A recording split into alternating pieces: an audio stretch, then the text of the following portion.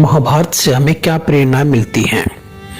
महाभारत से हमें अनेक प्रकार की प्रेरणाएं मिलती हैं, क्योंकि यह केवल एक धार्मिक ग्रंथ या महाकाव्य नहीं है, बल्कि मानव जीवन के लिए विभिन्न पहलुओं को दर्शाने वाला एक महान और गूढ़ जीवन दर्शन है। इसमें जो शिक्षाएं और जीवन के सिद्धांत बताए गए हैं वे आज भी हमें मार्गदर्शन देते हैं। यहाँ कुछ मुख्य प्रेरणाएं दी गई हैं।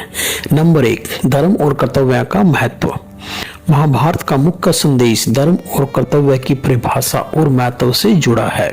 अर्जुन जब युद्ध के मैदान में अपने कर्तव्यों को लेकर भ्रमित हो जाते हैं, तब भगवान श्री कृष्ण उन्हें धर्म और कर्तव्य का वास्तविक अर्थ समझाते हैं।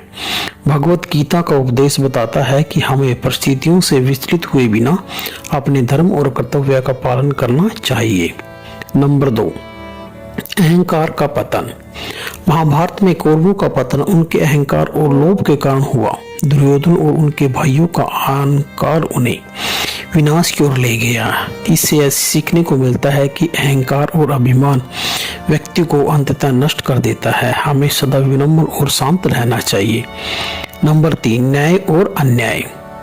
महाभारत में यह दिखाया गया है कि अन्याय को सहन करना और उसका प्रतिकार न करना भी गलत है।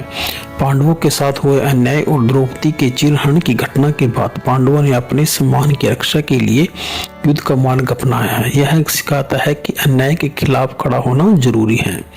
नंबर 4, परिवार और रिश्तों की जटिलता।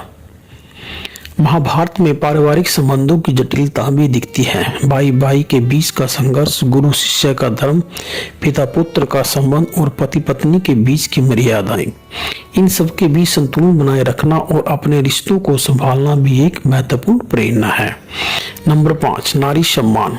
महाभारत में द्रौपदी के चीरहरण की घटना ने पूरे युद्ध की नींव रखी। यह घटना यह संदेश देती है कि समाज में नारी का सम्मान होना चाहिए। नारी का अपमान केवल व्यक्तिगत अपराध नहीं बल्कि सामाजिक विनाश का कारण बन सकता है। इसलिए स्त्रियों का आदर करना आवश्यक है। नंबर 6, कर्मफल का सिद्धांत। महाभारत कर्मफल के सिद्धांत को भी स्पष्ट रूप से दर्शाता है। जीवन में हमें जो भी कर्म करते हैं उनका फल अवश्य मिलता है, चाहे अच्छे हो या बुरे। कर्मों का परिणाम हमें इसी जीवन में या फिर अगले जीवन में अवश्य भुगतना पड़ता है। यह सिद्धांत हमें सदैव अच्छे कर्म करने के लिए प्रेरित करता है। नंबर 7, धैर्य और साहस। पांडवों के जीवन में कई कठिनाइयां और संघर्ष आए, लेकिन उन्होंने धैर्य नहीं खोया। अपने संघर्षों का सामना साहस के साथ किया और अंत में विजय प्राप्त की। यह हमें यह प्रेरणा देता है कि जीवन में चाहे जितनी भी कठिनाइयां आए, हमें धैर्य और साहस के साथ उसका सम्मान करना चाहिए। नंबर 8, मित्रता का मूल्य। कृष्ण और अर्जुन की मित्रता महाभारत का एक और महत्वपूर्ण पहलू है। भगवान श्री कृष्ण ने हर परिस्थिति में अर्जुन का साथ दिया और उन्हें सही मार्ग दिखाया। यह सिखाता है कि सच्ची मित्रता जीवन में कितना बड़ा संबल हो सकती है। नंबर 9, त्याग और बलिदान।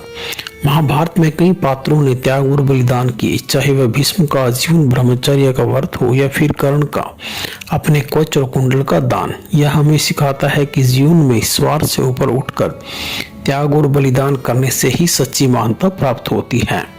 नंबर 10, सच का साथ और न्याय की विजय।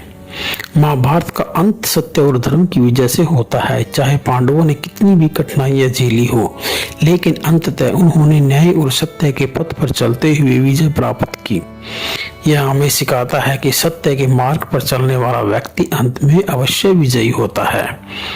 निष्कर्ष रूप से हम कह सकते हैं कि महाभारत से हमें सीख मिलती है कि जीवन में धर्म, कर्तव्य, न्याय, धैर्य और सत्य का पालन करना अत्यंत महत्वपूर्ण है। यह महाकाव्य हमें यह भी सिखाता है कि जीवन में चाहे कितनी भी कठिनाइयां आए, सच्चाई और न्याय के मार्ग पर चलते रहना चाहिए और इस पर चलने वाला व्यक्ति को अंततः सफलता और सम्मान जरूर मिलता है। कृपया मेरे चैनल को लाइक, शेयर और सब्सक्राइब जरूर कीजिए। धन्यवाद।